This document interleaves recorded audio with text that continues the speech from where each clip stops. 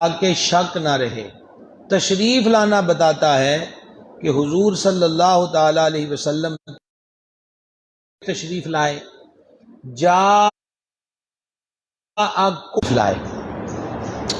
نور مصدر ہے، مصدر کا معنی جائے صدور یعنی نکلنے کی جگہ، نور پر تنوین ہے اور تنوین للتعظیم، تنوین تعظیم کے لیے آتی ہے، یعنی آپ علیہ الصلوۃ والسلام تمام نوروں کا منبع اور ساری خدائی کے سلطان ہیں صلی اللہ تعالی علیہ وسلم۔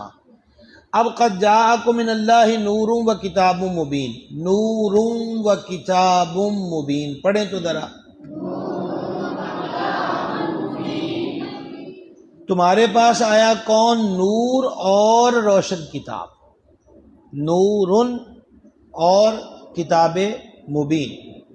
اب یہاں جس ذات کو نور فرمایا اس سے مراد کون ہے؟ تفاسیر کے مطابق اس آیت میں نور سے مراد ہمارے نبی پاک صلی اللہ تعالی علیہ وآلہ وسلم، اور کتاب مبین یعنی روشن کتاب سے مراد قرآن مجید ہے۔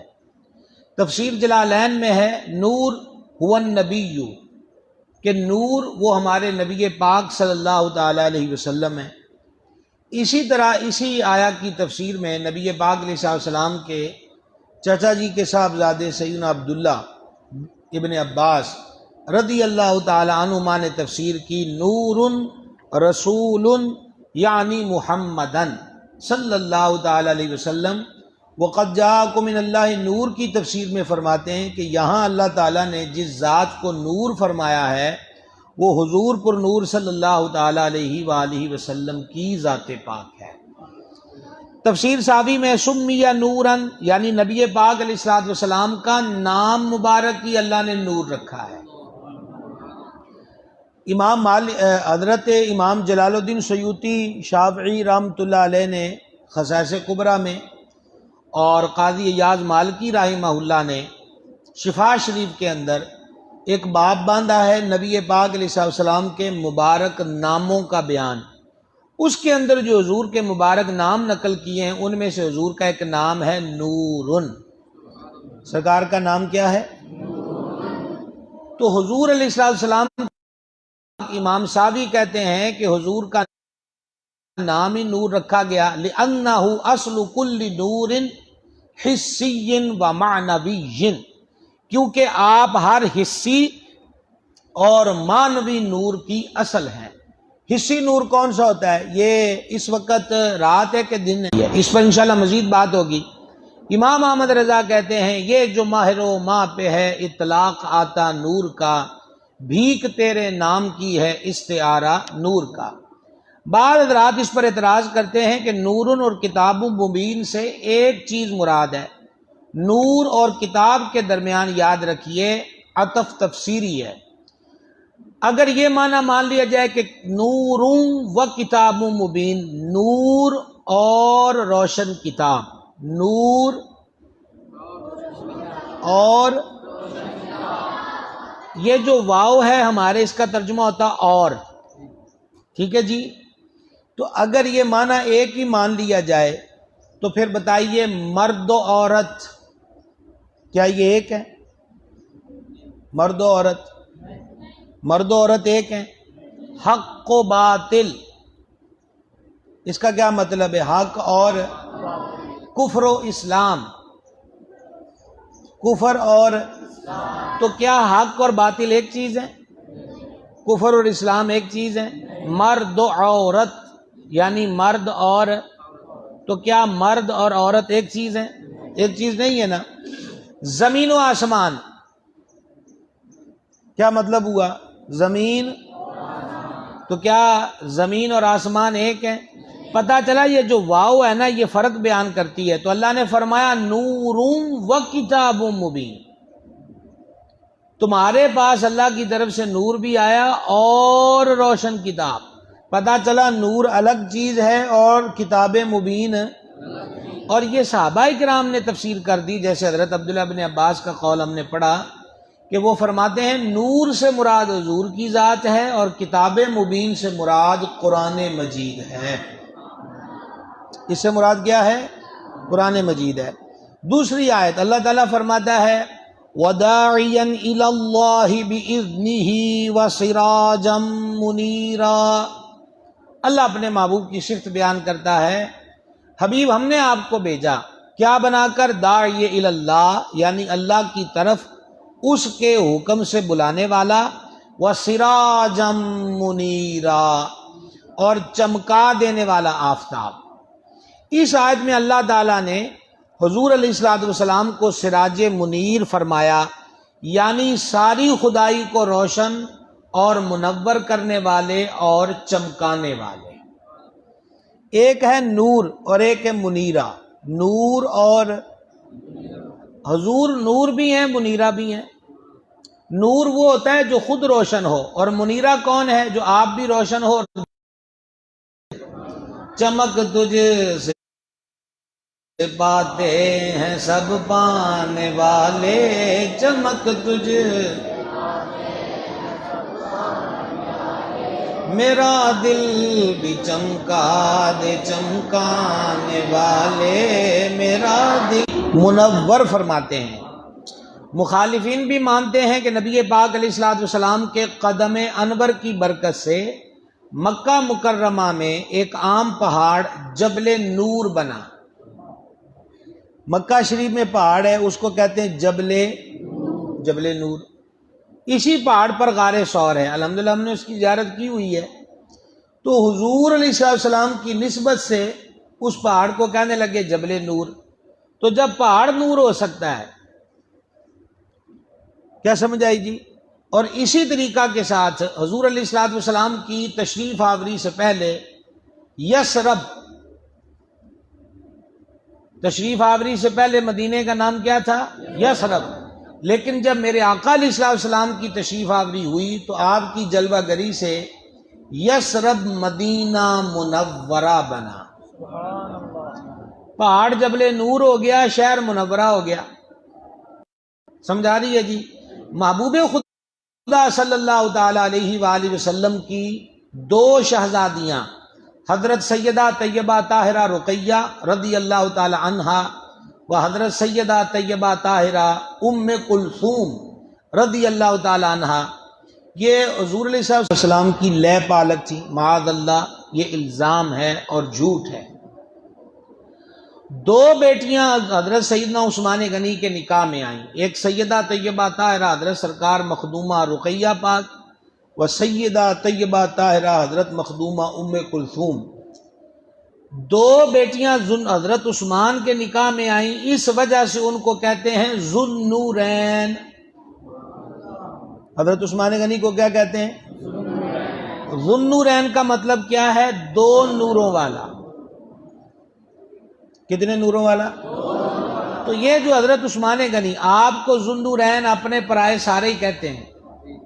مولا کائنات شیر خدا مشکل کشا کرم اللہ تعالی وجہ الکریم فرماتے ہیں کہ حضرت عثمان کو صرف زمین والے ہی ذوالنورین نہیں کہتے، بلکہ آسمان والے بھی آپ کو ذوالنورین ہی کہتے ہیں۔ تو حضرت عثمان غنی کتنے نوروں والے ہیں جی؟ تو وہ دو نور کون ہیں؟ حضور کی دو شہزادیاں۔ تیری نسل پاک میں ہے بچہ بچہ نور کا، تیری نسل تو ہے عین نور تیرا، سب گھرانہ نور کا، تو ہے عین نور تیرا۔ تو سرکار کی شہزادیاں دو حضرت عثمان پاک کے نکاح میں آئیں تو وہ ذوالنورین کہلائے،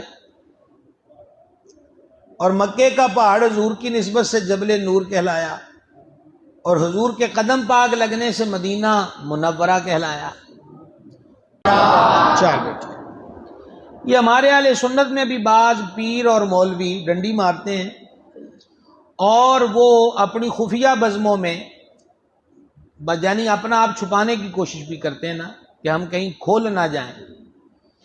بندے کو عقیدہ وہ رکھنا چاہیے جو قبر میں بھی بیان ہو سکے، حشر میں بھی بیان ہو سکے۔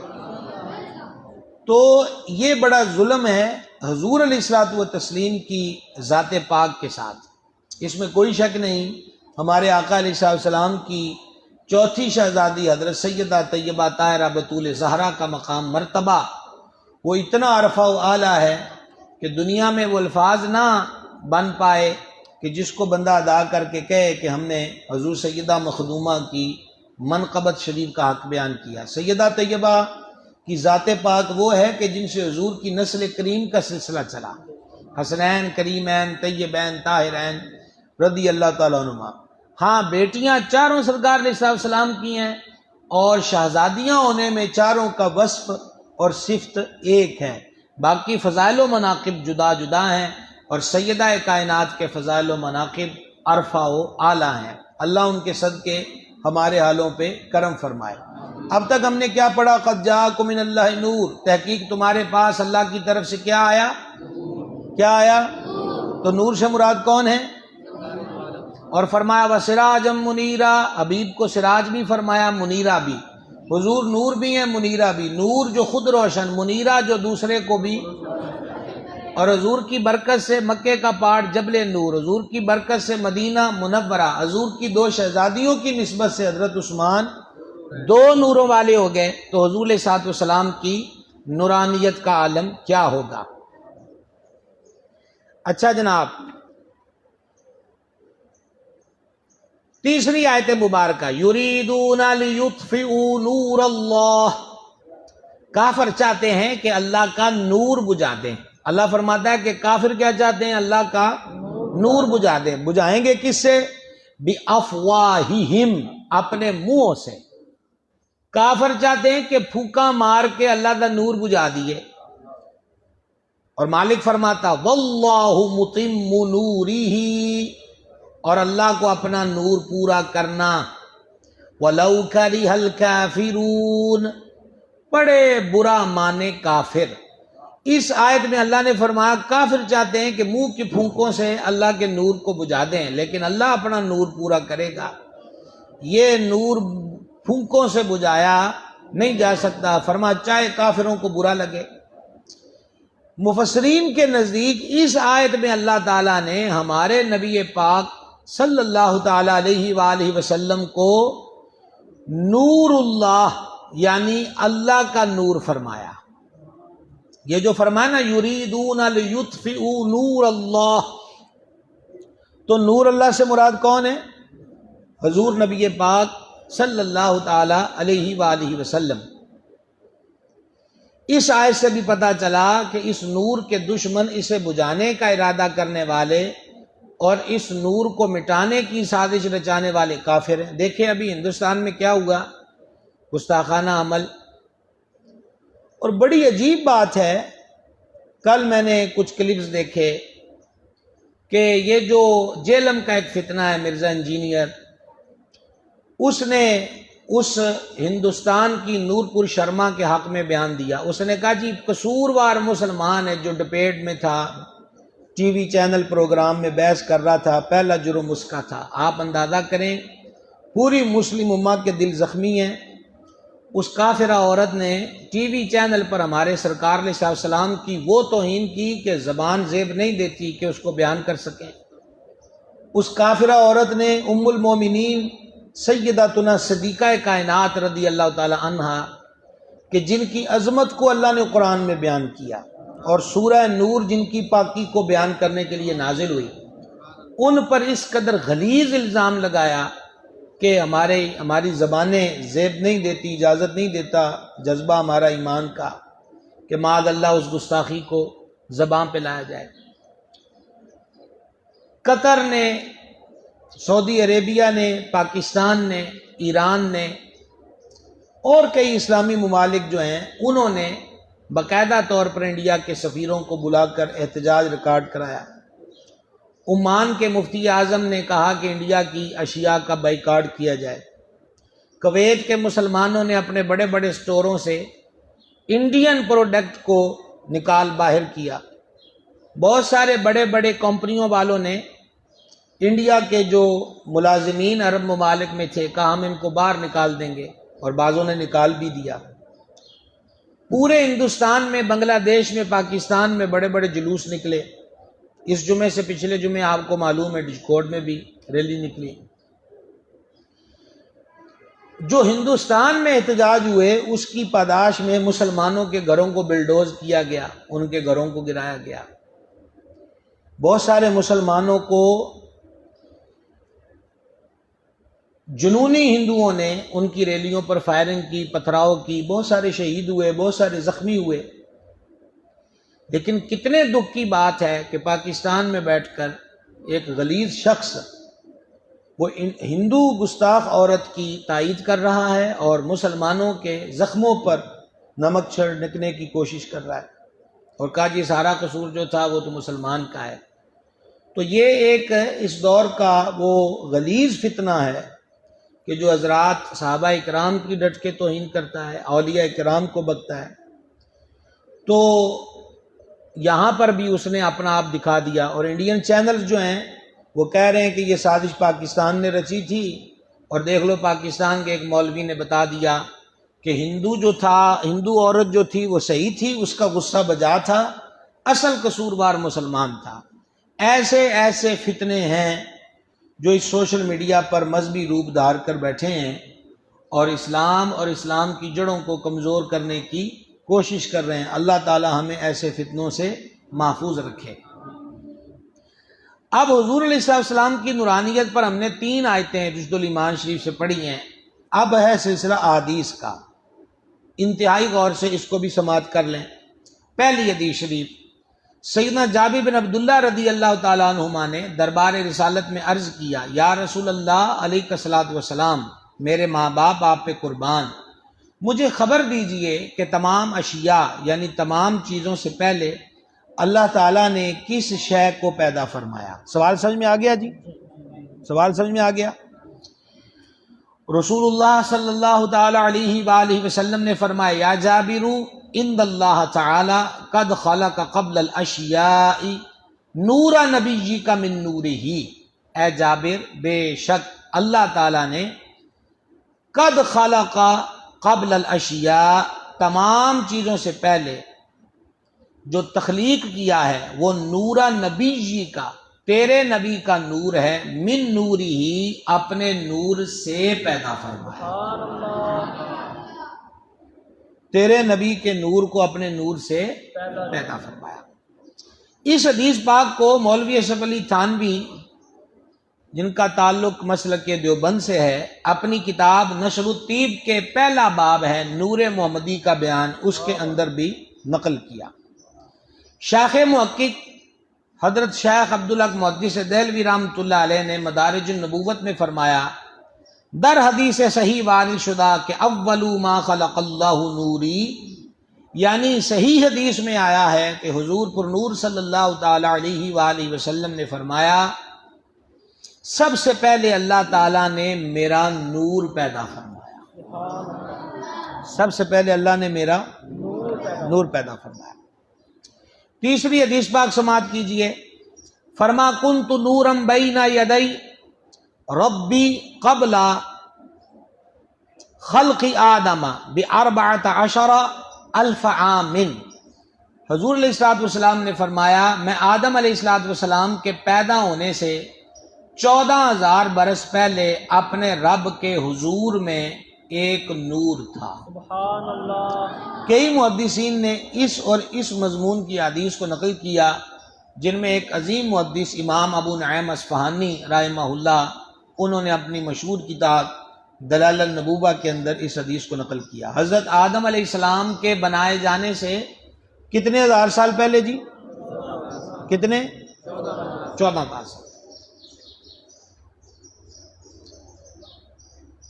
اسی طرح علامہ اسماعیل حقی حنفی رحمۃ اللہ علیہ، جو ہمارے احناف کے صوفی مفسر ہیں، انہوں نے تفسیر البیان کے اندر اس روایت کو نقل کیا۔ حضرت ابو ہریرہ رضی اللہ تعالیٰ عنہ سے روایت کہ رسول کریم صلی اللہ تعالیٰ علیہ وسلم نے حضرت جبریل امین علیہ السلام سے فرمایا، جبریل آپ کی عمر کتنی ہے؟ جبریل علیہ السلام نے عرض کی، یا رسول اللہ علیہ السلام، اس کے سوا میں نہیں جانتا کہ ایک ستارہ 70,000 سال بعد طلوع ہوتا تھا اور میں نے اسے 72,000 مرتبہ طلوع ہوتے دیکھا ہے۔ ایک تارہ 70,000 سال بعد طلوع ہوتا تھا. کتنے ہزار سال جی؟ 70,000 سال. اور میں نے اس کو کتنی مرتبہ دیکھا؟ 70,000. اب آپ اس کی کیلکولیشن کیجئے گا کہ بات کہاں پہنچتی ہے. تو حضور اتنا مجھے یاد ہے، نبی کریم رؤوف الرحیم علیہ الصلوۃ والسلام نے جبریل پاک سے سن کر فرمایا، یا جبریل وعزتی ربی جل جلالہ، مجھے اپنے رب کی عزت کی قسم، انا ذالک الکوکب، وہ ستارہ، وہ نور جو تو نے 72,000 مرتبہ دیکھا ہے وہ میں ہوں. قرآن پاک میں ایک سورہ ہے، سورہ والنجم، کتنے پارے میں جی؟ 27ویں پارے میں. والنجم، اس کا معنی کیا ہے؟ تارے کی قسم. والنجم یعنی کس کی قسم؟ تارے کی قسم. سید السادات حضور پر نور سیدنا امام جعفر الصادق رضی اللہ تعالیٰ عنہ فرماتے ہیں کہ یہاں کون سا تارا مراد ہے؟ آسمان پر ان گنت تارے ہیں، تو والنجم تارے کی قسم کون سا تارا ہے؟ کہا اس سے مراد سید العالمین علیہ الصلوۃ والسلام کی ذات پاک ہے. اعلیٰ حضرت امام احمد رضا قادری رحمۃ اللہ علیہ نے جو اردو زبان میں قرآن پاک کا ترجمہ کیا، کنز الایمان شریف، وہ قرآن پاک کا نہ صرف ترجمہ ہے بلکہ تفسیری ترجمہ ہے. تو حضرت امام جعفر پاک کے اس تفسیری قول کو سامنے رکھتے ہوئے اعلیٰ حضرت نے والنجم کا جو ترجمہ تفسیری کیا، پتہ وہ کیا ہے؟ چمکتے تارے محمد کی قسم صلی اللہ تعالی علیہ وآلہ وصحبہ وبارک وسلم. اب یہ ایک اور بڑی شاندار حدیث ہے، ترمذی، مشکات، اس کے علاوہ کثیر کتب حدیث میں اس مضمون کی حدیث امام حاکم نشاپوری نے مستدرک کے اندر لکھی، امام بیہقی نے سنن کبریٰ میں، کثیر کتب حدیث میں ہے. اس کو بھی ذرا غور سے سن لیں. حضرت ابو ہریرہ رضی اللہ تعالیٰ عنہ سے روایت ہے کہ صحابہ کرام علیہ رضوان نے عرض کی، یا رسول اللہ علیہ الصلوۃ والسلام متی وجبت لک النبوہ، حضور آپ کو نبوت کب ملی؟ آپ کو نبوت کب ملی؟ فرما کنت نبیا، میں اس وقت بھی نبی تھا. وآدم بین الروح والجسد، آدم علیہ الصلوۃ والسلام روح اور جسم کے درمیان تھے، میں اس وقت بھی اللہ کا نبی تھا. روح اور جسم کے درمیان، یعنی حضرت آدم علیہ السلام کا پہلے وجود بنا اور پھر اس کے بعد اس میں روح پھونکی گئی، تو ابھی یہ عمل درمیان میں تھا، میں اس وقت بھی نبی تھا. اور دوسری حدیث میں لفظ ہیں الآدم بین الماء والطین، آدم علیہ الصلوۃ والسلام پانی اور مٹی کے درمیان تھے. حضرت آدم علیہ السلام کو ان کا وجود مبارک مٹی سے بنایا گیا اور اس مٹی کو پہلے پانی میں گوندا گیا. تو ماء والطین سے مراد کیا ہے؟ کہ وہ عمل جاری تھا، پانی مٹی گھول کر وہ مٹیریل بنایا جا رہا تھا. حضور فرماتے کنت نبیہ، میں اس وقت بھی اللہ کا نبی تھا، میں اس وقت بھی اللہ کا. اسی طریقے سے قرآنی آیت وَإِذَا أَخَذَ اللَّهُ مِيثَاقَ النَّبِيِّينَ، حبیب یاد کرو جب اللہ نے نبیوں سے وعدہ لیا. تو اللہ نے یہ نہیں فرمایا کہ نبیوں کی روحوں سے وعدہ لیا، بلکہ نبیین، نبیوں سے وعدہ لیا. تو 40 سال کی مبارک عمر میں حضور علیہ الصلوۃ والسلام نے نبوت کا اعلان فرمایا ہے. 40 سال کی عمر میں نبوت ملی نہیں. کنت نبیہ، نبی تو تب بھی تھے جب حضرت آدم علیہ السلام روح اور جسم کے درمیان تھے. تو 40 سال کی عمر میں اعلان نبوت فرمایا. 40 سال کی عمر میں نبوت پہلے سے موجود ہے. کو بات یاد رہ جائے گی؟ اللہ اکبر کبیرہ. اب حضور علیہ الصلوۃ والسلام کا جو میلاد شریف ہے، اس کے بارے میں ہمارے شیخ کریم علیہ رحمت نے لکھا کہ میلاد نہ منانے کا ایک سبب یہ بھی ہوتا ہے بعض حضرات کے نزدیک کہ اگر نبی پاک علیہ الصلوۃ والسلام کی ولادت بیان کی تو حضرت آدم علیہ الصلوۃ والسلام کی پیدائش سے ہزاروں سال پہلے آپ کی تخلیق اور نبوت ثابت ہوگی. انسانوں کا سلسلہ تو حضرت آدم علیہ السلام سے شروع ہوا. اس وقت نبی پاک علیہ السلام کو محض نور ماننا پڑے گا، اور اگر حضور علیہ السلام کو نور مان لیا تو پھر اس برے عقیدے کی جڑ کٹ جائے گی جو حضور علیہ السلام کی نورانیت کے انکار پر ہے. اب ایک حدیث پاک اور سنیے جسے حکیم ترمذی رحمہ اللہ نے نوادر الاصول میں لکھا، اور یہ کم و بیش 1000 سال پہلے کے صوفی محدث ہوئے حکیم ترمذی، 1000 سال پہلے کے. حضرت داتا گنج بخش رحمۃ اللہ علیہ نے ان کا تذکرہ کشف المحجوب شریف میں کیا، اور پھر ان پر عظیم محدث اپنے وقت کے مجدد مفسر امام جلال الدین سیوطی شافعی رحمۃ اللہ علیہ نے اس کو اپنی کتاب خصائص کبریٰ میں درج کیا.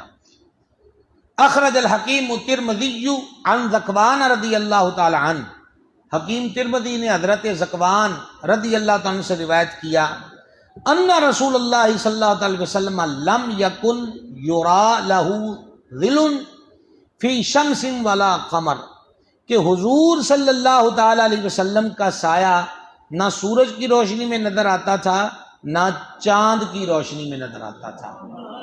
آقا صلی اللہ علیہ وسلم کا ظل یعنی سایہ نہیں تھا.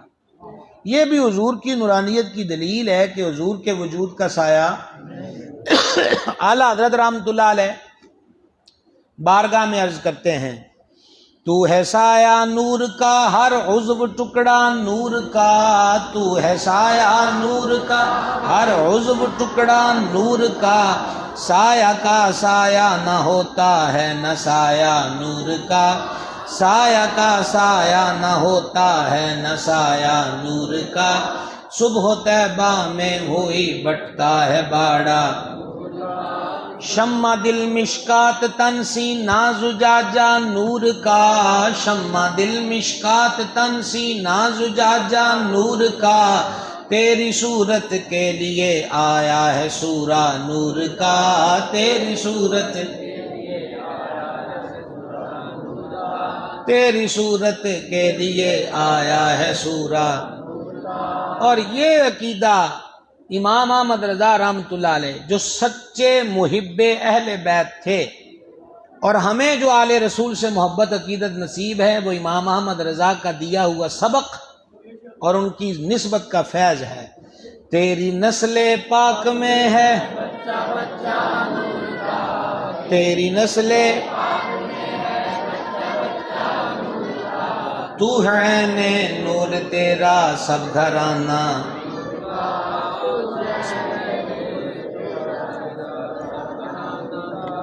تو ہے نے نور تیرا. او بھائی جی کو مضمون کی سمجھ آئی ہے؟ 3 آیتیں اور کم و بیش 6 احادیث و روایات اب تک ہم ذکر کر چکے. لیکن ایک سوال قائم ہوتا ہے کہ حضور علیہ الصلوۃ والتسلیم نور ہیں تو حضور نے کھانا بھی تناول فرمایا، پانی بھی نوش فرمایا، سرکار گورے گورے قدموں سے خرامہ خرامہ چلتے بھی تھے. حضور علیہ السلام کا سونا آرام فرمانا، جان عالم علیہ السلام کا آرام کے بعد بیدار ہونا، پھر سرکار علیہ السلام کا نکاح فرمانا. تو یہاں پر سوال ہوتا ہے کہ یہ ساری چیزیں نور کے منافی ہیں. یعنی اگر سرکار کی وجود نورانیت والا ہے تو سرکار نے کھانا کیوں تناول کیا؟ ٹھیک ہے، میدان احد میں زخم پاک آئے تو خون مبارک نکلا، اب نور کے خون کیسے نکل آیا؟ یہ وہ سوالات ہیں اور بعض جگہوں پر یہ اعتراضات ہیں. ہمارے شیخ کریم رحمہ اللہ نے لکھا، جیسا کہ قرآن و حدیث سے ثابت ہوا کہ حضور رحمت للعالمین صلی اللہ تعالی علیہ وآلہ وسلم حقیقتاً اور اصلاً نور ہیں، انسانوں کی رہنمائی اور لوگوں کے سامنے قابل اتباع نمونہ پیش کرنے کے لیے آپ کے نور کی صورت بشری میں جلوہ گری ہوئی. نور جب لباس بشری میں جلوہ گر ہوتا ہے تو بشری عوارض سے متاثر ہونے کے باوجود نور ہی ہوتا ہے، اور اس کی حقیقت اور اصلیت کی نفی نہیں ہوتی. جیسا کہ قرآن و حدیث میں ایسے کئی واقعات ملتے ہیں۔ اب تک جو لکھا ہے نا جی، اس کا خلاصہ سن لیں۔ حضور علیہ الصلوۃ والسلام نور ہیں، لباس بشریت میں تشریف لائے۔ اب اس پر بھی بعض جگہ پر عجیب قسم کے ریمارکس اور کمنٹس ہوتے ہیں، او یہ کیسا مذاق ہے، نور ہیں اور بشر بن کے آئے۔ قرآن و حدیث کے اندر ایسی کئی مثالیں ہیں۔ فرشتے کس چیز سے بنے؟ نور سے۔ کیوں جناب؟ نور سے بنے۔ اب اللہ تعالیٰ قرآن پاک میں فرماتا ہے کہ حضرت بی بی مریم صدیقہ جو حضرت عیسیٰ روح اللہ علیہ السلام کی والدہ ہیں، ان کے پاس جبریل آئے، فتمثل بشرا سویا، کو ہے جی حافظ صاحب؟ بشرا سویا، کہ حضرت بی بی مریم کے پاس جبریل امین علیہ السلام حاضر ہوئے، وہاں رونق افروز ہوئے، بشرا سویا۔ بشرا اس کا کیا معنی ہے؟ تگڑے نوجوان بشر کی صورت میں۔ تو حضرت جبریل علیہ السلام جب آئے تو بی بی پاک نے کہا اللہ کی پناہ، کیونکہ اللہ کی نبییں مائیں بڑی، اللہ کے نبیوں کی مائیں بڑی شرم والی، حیا والی، پاک دامن، پاک تینت، پاک باز، عزت و عصمت و عفت والی ہوتی ہیں، اور پھر ہمارے سرکار کی والدہ ماجدہ، سبحان اللہ۔ ہاں جی، تو حضرت مخدومہ پاک کے پاس جب جبریل علیہ السلام آئے،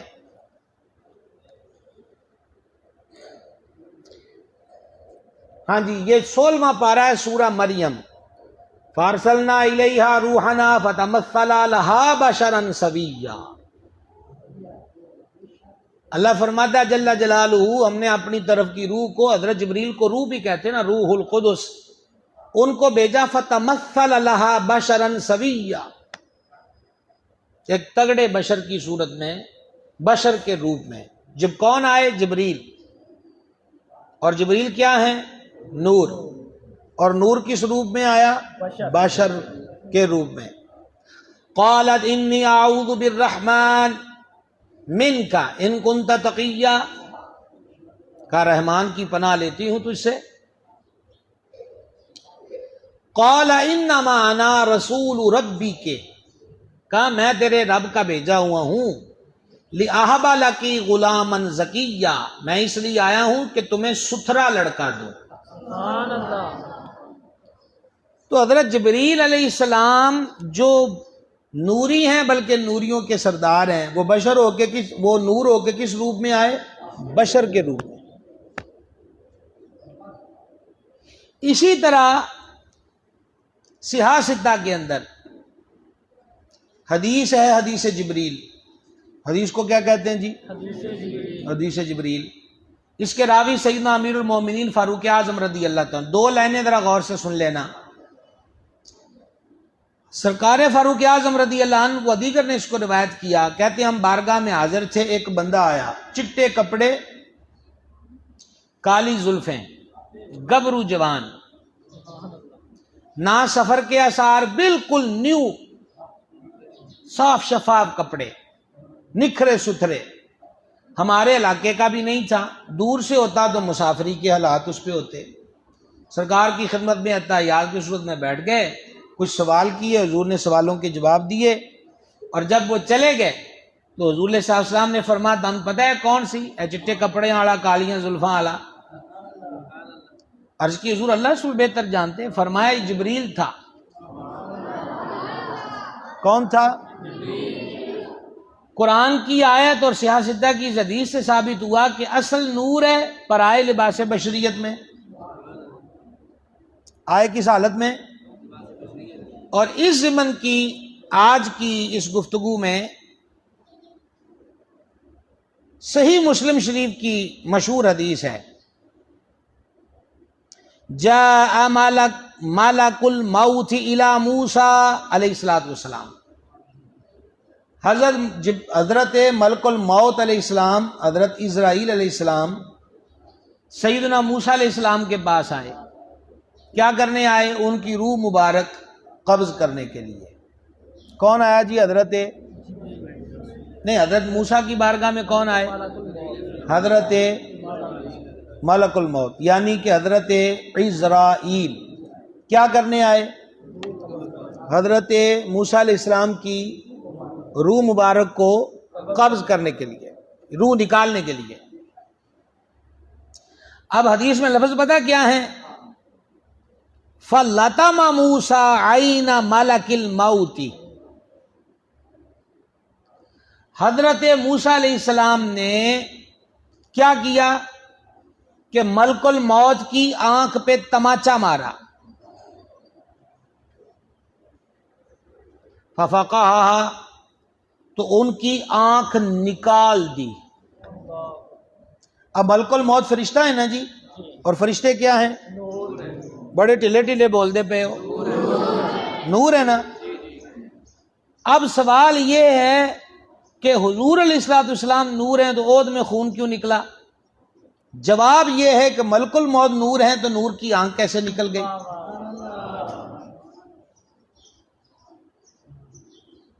جو جواب تمہارا وہی جواب ہمارا۔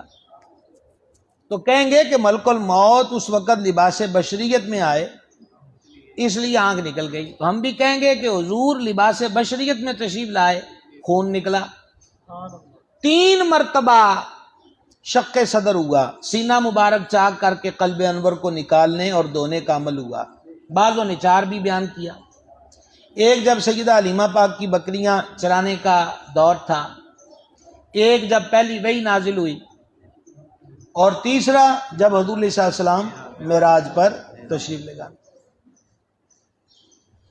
آپ روایات کو دیکھ لیں، کہیں روایت میں یہ لفظ نہیں ہے کہ جب سینہ پاک چیرا گیا تو حضور کا خون نکلا، بلکہ سرکار اس عمل کو خود دیکھ رہے تھے۔ سبحان اللہ۔ اس لیے لباس بدلنے سے ذات نہیں بدلتی۔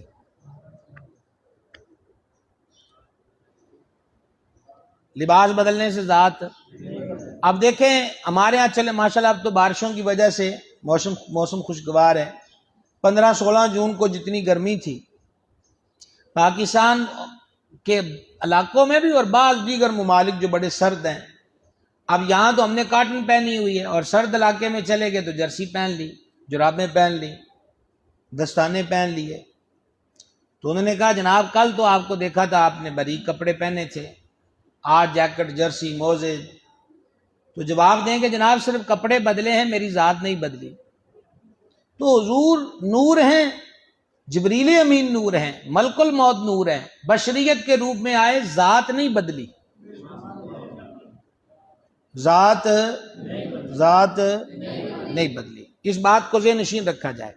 اور وہی جو آیت ابھی ہم کوٹ کر رہے تھے وہ ہمارے مرشد پاک رحمۃ اللہ علیہ نے رشد الایمان میں اس کے جواب میں لکھا، فَتَمَثَّلَ لَهَا بَشَرًا سَوِيًّا، پس وہ اس کے سامنے ایک تندرست آدمی کے روپ میں ظاہر ہوا۔